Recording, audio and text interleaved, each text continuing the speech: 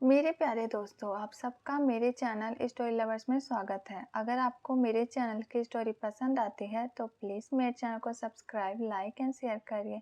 Okay, फिर FF का next part start करते हैं। लास्ट पार्ट में हमने सुना था कि कॉलेज के अंदर कुछ स्टूडेंट विंग को बुली कर रहे थे। अब आगे नी हुसैन और वैनिंग भी कॉलेज के अंदर पहुंच जाते हैं। वो देखते हैं कि कॉलेज के अंदर बहुत ज़्यादा भीड़ लगी हुई है। उन्हें समझ में नहीं आता कि आखिर ऐसा क्या हो रहा है जो इतनी भीड़ लगी हुई है। जब वो दोनों वहां पहुंचते हैं, उनकी आंखें खुली की खुली रह जाती है। नी हुसैन और वैनिंग ने अल्फा ने जो भी कहा वो सुना था। उन्हें बहुत ही ज्यादा गुस्सा आ रहा था कि आखिर इस अल्फा की हिम्मत कैसे हुई विंग के बारे में ऐसा बोलने की। नी हुसैन उस अल्फा के पास जाता है और उसका कॉलर पकड़ के कहता है, एक बार फिर से कहना जो तुमने अभी कहा, फिर देखना मैं तुम्हारे इस कॉलेज में आना कैसे बंद करवाता हूँ। सब स्टूडेंट नी हुसैन को अच्छे से जानते थे और उसके ब्रदर के पावर को भी। वो चाहे तो पूरा कॉलेज खरीद सकते थे। वैनिंग अपना कोट निकालकर विंग को पहना देता है और कहता है, विंग तुम फिक्र मत करो, हम तुम्हारे साथ हैं। नी हुसैन कहता है, अब सारा ड्रामा खत्म हो गया, सब निकलो यहाँ से। विंग इतने समय में सिर्फ लहंजा को देख रहा था और देखना चाहता था अब तो लहंजा बहुत खुश होगा ना। वेनिंग विंग का सारा सामान वापस बैग में रखने लगता है। सारे स्टूडेंट वहां से जाने लगते हैं। विंग और उसके दोस्त भी वहां से चले गए थे, लेकिन विंग की डायरी वहीं रह गई थी। लेंजा मिंग्याओ को क्लास में भेज देता है क्योंकि वो कुछ समय अकेला रहना चाहता था। लेंजा की नज़र विंग की डायरी पर पड़ती है। वो विंग की डायरी को उठा लेता है। उस पर लिखा था विंग। लेंजा सोचता है, क्या मैं उसे ये डायरी वापस करने जाऊं? फिर वो सोचता है, मैं क्यों जाऊं? क्या मैं इसे फेंक दूं? नहीं, मैं इसे फेंकूंगा नहीं। आखिर मैं भी तो जानूं उस ओमेगा ने क्या लिखा है इसके अंदर। ऐसा सोच के लेंजा वो डायरी अपने बैग में रख लेता है। नी हुसैन पास के ही मार्केट से कुछ कपड़े लेके आता है और विंग को देकर कहता है, जाओ चेंज कर लो, नहीं तो तुम बीमार पड़ जाओगे। विंग लेने से इनकार करता है। नी हुसैन कहता है, इसका मतलब तुमने मुझे अपना दोस्त नहीं माना। विंग वो कपड़े ले लेता है और कहता है, वो इंसान लकी होगा जिसको तुम्हारे जैसा दोस्त मिलेगा। नी हुसैन कहता है, वो तो मैं जानता हूँ, लेकिन तुम मुझे बहकाने की कोशिश मत करो क्योंकि तुम्हें बहुत सारे जवाब देने हैं। विंग हाँ में अपना सर हिलाता है। विंग कपड़े लेके चेंजिंग रूम में चला जाता है। वैनिंग कहता है, नी हुसैन ये पूरी कॉलेज में क्या बातें चल रही है? नी हुसैन कहता है, यही तो हमें विंग से पूछना है, आखिर ये सब क्या चल रहा है और विंग कब तक चुप रहेगा? वो लोगों को कुछ बोलता क्यों नहीं? विंग कपड़े चेंज करके बाहर आ जाता है। उसके दोस्त उसे कैंटीन लेके जाते हैं। वैनिंग कहता है, पहले तुम हमें सारी बात बताओगे, फिर हम क्लास में जाएंगे। विंग कहता है, हमारी क्लास मिस हो जाएगी। नी हुसैन कहता है, तुम उसकी फिक्र मत करो क्योंकि बिना जवाब जाने ना हम खुद जाएंगे ना तुम्हें जाने देंगे, इसलिए अब तुम बोलना स्टार्ट करो। ये सब क्या ड्रामा चल रहा है? विंग हार मानकर उन दोनों को सारी बातें बता देता है, जो भी कैफे में हुआ था, फिर उसके बाद जो भी कॉलेज में हुआ। वैनिंग और नी हुसैन को बहुत ही गुस्सा आ रहा था। वैनिंग कहता है, अब बहुत हो गया, हमें कुछ करना पड़ेगा। नी हुसैन कहता है, वो दोनों कितना नीचे गिरेंगे? पहले उन्होंने तुम पर झूठा इल्जाम लगाया, फिर कॉलेज में भी झूठ फैलाया। मैं उन दोनों को नहीं छोड़ूंगा। नी हुसैन कहता है, विंग तुम मेरे साथ चलो, तुम्हें अपने लिए आवाज उठानी पड़ेगी। विंग कहता है, प्लीज तुम दोनों शांत हो जाओ, मैं ठीक हूँ। अच्छा, अगर मैं लोगों से कहूँ कि मेरी कोई गलती नहीं है, तुम्हें क्या लगता है वो मेरा विश्वास करेंगे? वो नहीं करेंगे। मैं इस कॉलेज में आने से पहले ही बदनाम हूँ और मैंने कुछ नया नहीं सुना है। नी हुसैन कहता है, ठीक है तुम मत जाओ, लेकिन मैं उस लहंजा को नहीं छोड़ूंगा। विंग नी हुसैन का हाथ पकड़ लेता है और कहता है, प्लीज अब मैं और कोई ड्रामा नहीं चाहता, तुम रहने दो लहंजा को, हम कोशिश करेंगे कि उनसे दूरी बना के रखें। ऐसे भी वो जो चाहते थे वो कर चुके हैं, अब वो इससे ज्यादा क्या करेंगे तुम ही बताओ। नी हुसैन, अगर तुम अभी मेरे लिए लहंजा से लड़ने जाओगे तो लोग कहेंगे कि मैं तुम्हारे साथ सोया हूँ, इसलिए तुम मेरा साथ दे रहे हो, लहंजा से लड़ने जा रहे हो। प्लीज तुम ये सारी बातें छोड़ दो, मेरे लिए इतना ही काफी है कि तुम दोनों लोगों की बातों में नहीं आए, तुमने मेरा विश्वास किया। नी हुसैन कहता है, अच्छा ठीक है, मैं कुछ नहीं करूंगा। पता नहीं तुम इतनी आसानी से लोगों को कैसे माफ कर देते हो। वो सब तुम्हारे साथ इतना सब कुछ कर रहे हैं, फिर भी तुम उनसे नफरत नहीं कर रहे हो। विंग कहता है, नी हुसैन तुम मेरी बहुत ज्यादा चिंता करते हो, इसलिए अब मेरे बारे में बात करना बंद करो। हम पहले ही 2 क्लास मिस कर चुके हैं, कम से कम हमें आगे की क्लास तो अटेंड कर लेनी चाहिए।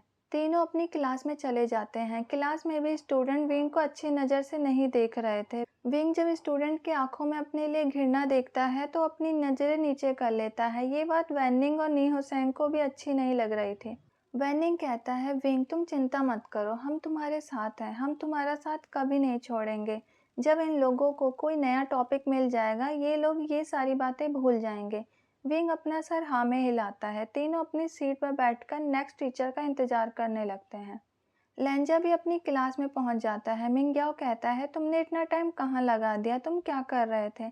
मैं तुम्हारा कब से इंतजार कर रहा था। लेंजा गुस्से से कहता है, तुम मुझसे इतने सारे सवाल क्यों पूछ रहे हो? क्या मुझे कोई भी काम करने के लिए तुम्हारी परमिशन लेनी पड़ेगी? तुम अपने काम से काम क्यों नहीं रखते? मिंग्याओ कहता है, बेबी तुम्हें क्या हुआ?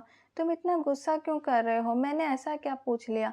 बाहर कुछ हुआ है क्या तुम्हारे साथ? लेंजा कहता है, प्लीज क्या तुम अपना मुंह बंद कर सकते हो? ऐसा कहकर लेंचा अपनी सीट पर बैठ जाता है। मिंग्याओ का मुंह उतर जाता है और अपने मन में कहता है, मुझे पता है तुम्हारा मुंह क्यों बना हुआ है। तुम्हें अच्छा नहीं लगा ना जो भी विंग के साथ हुआ? तुम अपने मुंह से झूठ बोल सकते हो, लेकिन तुम्हारी आंखें सब कुछ बता देती है। मुझे पता है तुम उस ओमेगा को पसंद करने लगे हो और तुम अपने आप से लड़ रहे हो, लेकिन तुम उस ओमेगा के नहीं हो सकते। तुम मेरा प्यार नहीं हो, तुम मेरी जिद हो और मैं अपनी जिद कभी नहीं छोड़ता। ऐसा सोच के मिंग्याओ इविल स्माइल कर रहा था। कॉलेज का टाइम ओवर हो जाता है। सब अपने अपने घर चले जाता है। लेंजा अपने घर पहुंचकर रेडी हो जाता है। उसे विंग की डायरी की याद आती है। वो अपने बैग से वो डायरी निकालता है। लेंजा कहता है, विंग तुमने इसके अंदर क्या लिखा है? क्या मुझे इसे पढ़ना चाहिए? आखिर मैं जानूं तो क्या है इसके अंदर? ये सोचकर लेंजा वो डायरी खोल देता है। वो पढ़ने ही वाला था कि उसके गेट पर किसी के आने की आहट होती है। एक सर्वेंट लेंजा से अंदर आने की परमिशन मांग रहा था। लेंजा वो डायरी बंद कर देता है और उस सर्वेंट को अलाउ कर देता है। सर्वेंट रूम के अंदर आके कहता है, सर आपके डैड ने आपको उनके रूम में बुलवाया है। लेंजा कहता है, ठीक है मैं आता हूँ। सर्वेंट लेंजा के रूम से चला जाता है। लेंजा उस डायरी को बुक शेल्फ में रख देता है और अपने डैड से मिलने चला जाता है। मिस्टर लैन लेंजा का इंतजार कर रहे थे। वो लेंजा से कहते हैं, तुमने शादी के बारे में क्या सोचा है? मुझे लगता है तुम्हें मिंग्याओ से शादी कर लेनी चाहिए। वो तुम्हारे लिए परफेक्ट है। ऊपर से मिंग्याओ से शादी के बाद हमारे बिजनेस को भी बहुत ज़्यादा फायदा होगा। और मिंग्याओ तुमसे प्यार भी करता है। तुम मिंग्याओ को डेट भी कर रहे हो। अब तो तुम उसे अच्छे से जान गए होंगे। मिंग्याओ के बारे में तुमने क्या सोचा है? लेंजा कहता है, डैड ये कुछ ज़्यादा जल्दी नहीं हो गया? अभी तो हम एक दूसरे को सही से जानते भी नहीं हैं। मिस्टर लैन कहते हैं, तुम्हें कितना टाइम चाहिए डिसाइड करने के लिए? तुम किसी और से तो प्यार नहीं करते? लेंजा कहता है, नहीं डैड मैं किसी से प्यार नहीं करता, लेकिन मैं अभी शादी नहीं करना चाहता। मुझे कुछ टाइम चाहिए है, मैं इतनी जल्दी फैसला नहीं लेना चाहता। मिस्टर लैन कहते हैं, तुम्हारे पास 6 महीने हैं डिसाइड करने के लिए। इसके बाद तुम मुझे बता देना। मुझे पता है तुम मेरा भरोसा नहीं तोड़ोगे। तुम मेरे बहुत ही समझदार बेटे हो। लेंजा अपने डैड के रूम से चला जाता है। रास्ते में उन्हें लेंसेचन मिलते हैं। लेंसेचन कहते हैं, क्या कह रहे थे डैड तुमसे? लेंजा कहता है, ब्रदर डैड आपसे क्यों नहीं कह रहे शादी करने के लिए? वो मुझ पर प्रेशर क्यों डाल रहे हैं? ब्रदर मैं क्या करूं?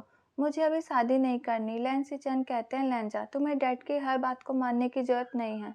अगर तुम नहीं चाहते शादी करना तो तुम डैड को साफ साफ मना कर दो कि तुम शादी नहीं करना चाहते। लेंजा अपना सर हाँ में हिलाकर वहाँ से चला जाता है। उसका मूड बहुत ज़्यादा ऑफ हो गया था, इसलिए वो अपनी कार की चाबी निकालता है और ड्रिंक करने के लिए चला जाता है। वो बहुत सारी ड्रिंक करता है जिसके कारण उसे नशा हो गया था। उस बार में मिंग्याओ भी आया हुआ था। उसकी नज़र लेंजा पर पड़ती है जिसने अपना सर टेबल पर रखा हुआ था। मिंग्याओ लेंजा के पास जाता है और उसे उठाने की कोशिश करता है, लेकिन लेंजा को बिल्कुल भी होश नहीं आ रहा था। मिंग्याओ लेंजा को उठा के उसके घर पहुंचाता है। जब मिंग्याओ लेंजा को बेड पर रखता है और जाने के लिए उठता है तो लेंजा उसका हाथ पकड़ लेता है और कहता है, विंग मैं तुमसे बहुत प्यार करने लगा हूँ। प्लीज़ तुम मुझे छोड़ के मत जाओ। क्या तुम हमेशा मेरे साथ नहीं रह सकते? तुम मुझे धोखा मत देना। मैं किसी और से शादी नहीं करना चाहता। मैं किसी और से शादी नहीं कर सकता। मिंग्याओ को ये सारी बातें सुनकर बहुत ही गुस्सा आ रहा था। उसने जो भी सोचा था वो सारी बातें कंफर्म हो गई थी। वो किसी भी हालत में हारना नहीं चाहता था। मिंग्याओ कहता है, मुझे कुछ तो करना होगा। विंग को मेरे रास्ते से मुझे हटाना होगा। कहीं ऐसा ना हो लेंजा विंग के सामने अपने प्यार का इजहार कर दे। ऐसा सोचकर मिंग्याओ लेंजा के मेंशन से निकल जाता है। विंग पूरे दिन से कोई जॉब ढूंढ रहा था, लेकिन उसे कोई भी जॉब नहीं मिल रही थी। फिर उसे एक छोटे से फ्लावर शॉप में जॉब मिल जाती है। वहाँ पे सैलरी बहुत कम थी, फिर भी वो खुश था कि उसे जॉब मिल गई। विंग उसी दिन जॉब को ज्वाइन कर लेता है। विंग रात को वापस घर आता है। आजुमा भी अपनी जॉब से आ गई थी। दोनों मिलकर डिनर करते हैं। फिर विंग अपने रूम में चला जाता है। जब वो अपने बैग को खोलकर डायरी ढूंढने लगता है तो उसे डायरी कहीं नहीं मिलती। वो परेशान हो जाता है। विंग आजुमा के पास जाता है और कहता है, आजुमा मुझे डायरी नहीं मिल रही, क्या आपने उसे देखा है? आजुमा कहती है, बेटा मुझे नहीं पता, मैं तुम्हारे रूम में नहीं गई थी। तुम्हारी डायरी तुम्हारे रूम में ही होगी, तुम परेशान मत हो, ढूंढो, मिल जाएगी तुम्हें तुम्हारी डायरी। विंग अपने कमरे में चला जाता है और पूरे रूम में ढूंढता है, लेकिन उसे वो डायरी कहीं नहीं मिलती। विंग हार के सो जाता है। नेक्स्ट मॉर्निंग सब अपने अपने काम के लिए निकल जाते हैं। विंग स्कूल पहुंच जाता है। उसके दोस्त उसका पहले से इंतजार कर रहे थे। स्कूल में कुछ ज़्यादा नहीं बदला था, लेकिन कोई भी नी हुसैन के सामने विंग को बुली नहीं करता था। नी हुसैन भी जानबूझकर हमेशा विंग के साथ रहता था ताकि कोई उसे परेशान न कर सके। मिंग्याओ को कोई भी मौका नहीं मिला था विंग को परेशान करने का। लेंजा अपने दिल की फीलिंग को समझ ही नहीं पा रहा था।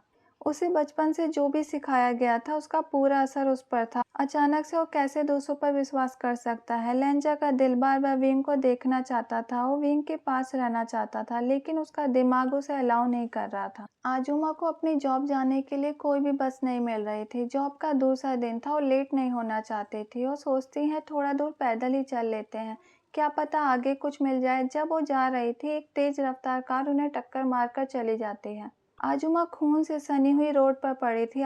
आसपास के लोगों ने उन्हें पास के हॉस्पिटल पहुंचा दिया। उनमें से एक व्यक्ति ने आजुमा का फोन निकालकर उसमें से किसी रिश्तेदार का नंबर ढूंढने की कोशिश की। उस फोन में विंग का नंबर सन के नाम से सेव था, क्योंकि वो विंग को अपना सन मानती थी। उन्होंने बचपन से विंग को प्यार देने की कोशिश की थी। उस व्यक्ति को लगता है ये उनका बेटा होगा।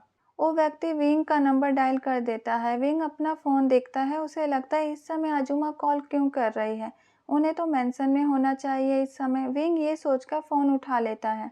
उधर से एक व्यक्ति की आवाज़ आती है। वो कहता है ये फ़ोन जिनका है उनका एक्सीडेंट हो गया है और हम उन्हें हॉस्पिटल लेके आए हैं। वो हॉस्पिटल का नाम विंग को बता देता है। विंग के हाथों से मोबाइल छूट जाता है। उसके आंखों से आंसू बह रहे थे। वो क्लास से भागकर बाहर निकलता है। वैनिंग और नी हुसैन विंग को आवाज़ लगाते रहते हैं, लेकिन वो किसी की नहीं सुनता। वो पूरे कॉलेज में ऐसे भाग रहा था जैसे उसे किसी बात का होश नहीं है। उसने अपना बैग और फ़ोन भी कॉलेज में ही छोड़ दिया था। लेंजा ने अपनी क्लास से विंग को ऐसे भागते हुए देखा। उसे लगता है इसे क्या हुआ, ये ऐसे भागकर कहाँ जा रहा है। वो जानना चाहता था। लेंजा जब उठ के बाहर जाने वाला था, मिंग्या उसका हाथ पकड़ लेता है और कहता है, लेंजा तुम कहाँ जा रहे हो, अभी क्लास ख़त्म नहीं हुई। लेंजा अपनी सीट पर वापस बैठ जाता है, लेकिन उसका दिल दुख रहा था विंग की ऐसी हालत देखकर। विंग हॉस्पिटल पहुंच जाता है और रिसेप्शनिस्ट से पूछकर उस रूम के बाहर चला जाता है जहां आजुमा का ऑपरेशन चल रहा था। विंग वहां बिल्कुल अकेला था। उसे कुछ समझ नहीं आ रहा था कि वो क्या करे, उसे किसे बुलाना चाहिए। वो आजुमा का फ़ोन लेता है और वैंकिंग का नंबर डायल करता है और उसे सब कुछ बता देता है। विंग कहता है मैं क्या करूं, मुझे कुछ समझ नहीं आ रहा। वैंकिंग कहते हैं तुम फिक्र मत करो, मैं अभी आ रही हूँ। वैंकिंग अपने ब्रदर पर कॉल करके उसे सब कुछ बता देती है और कहती है तुम जल्दी से हॉस्पिटल पहुंचो। वैनिंग नी हुसैन को सब कुछ बता देता है। नी हुसैन कहता है मैं भी तुम्हारे साथ चलूंगा। अब मुझे पता चला विंग ऐसे भाग क्यों रहा था। सब हॉस्पिटल पहुंच जाते हैं। विंग का रो रो के बुरा हाल था। वैंकिंग विंग को गले से लगा लेती है और कहती है तुम फिक्र मत करो, सब ठीक हो जाएगा। डॉक्टर ऑपरेशन रूम से बाहर निकल जाते हैं। वो वैंकिंग को जानते थे क्योंकि दोनों का प्रोफेशन सेम था। वैंकिंग कहती है सर वो हमारी आंटी है, क्या वो ठीक है, उन्हें कुछ हुआ तो नहीं? डॉक्टर कहते हैं वैंकिंग अभी हम कुछ नहीं कह सकते, उनका ब्लड बहुत ज़्यादा बह गया है। हमने ब्लड का इंतजाम तो कर दिया है, अब देखते हैं हम क्या कर सकते हैं। अभी मुझे थोड़ी जल्दी है। हाँ, और आप सारा हॉस्पिटल बिल जमा करा दीजिए। वैंकिंग कहती है ठीक है। वैंकिंग पैसों का इंतजाम करती है और बिल जमा करा देती है। नी हुसैन विंग को समझाने की कोशिश कर रहा था, लेकिन विंग को बहुत ज़्यादा डर लग रहा था। वो फिर से अकेला नहीं होना चाहता था। उसे आजुमा में अपनी माँ दिखती थी और वो भी विंग को अपने बेटे की तरह प्यार करती थी। विंग का दिल बैठा जा रहा था। वो तो तब भी नहीं रोया जब लोगों ने उसे बुली किया, उसे बदनाम किया, उस पर झूठा इल्जाम लगाया था, लेकिन आज उसके आंसू नहीं रुक रहे थे। उसे किसी अपने का खोने का डर लग रहा था। कुछ समय बाद ऑपरेशन कंप्लीट हो जाता है। डॉक्टर रूम के बाहर निकल जाते हैं। सब डॉक्टर को घेर लेते हैं और उन्हें उम्मीद भरी नज़रों से देखने लगते हैं। ओके गाइज, आज का पार्ट यहीं रखते हैं। Bye, thank you.